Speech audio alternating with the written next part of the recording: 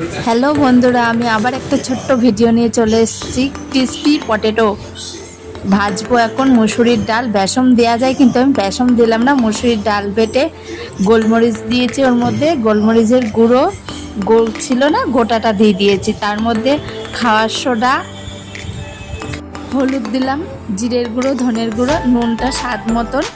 তারপর একটা ভালো করে মেখে নিতে হবে।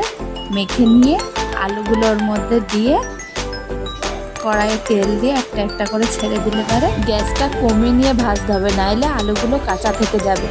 তারপর যখন লাল লাল ভাজা যখন হয়ে যাবে, তখন সেগুলোকে তুলে নিয়ে তারপরে সস দিয়ে খেয়ে নিতে হবে। খেয়ে নাও সবাই মিলে।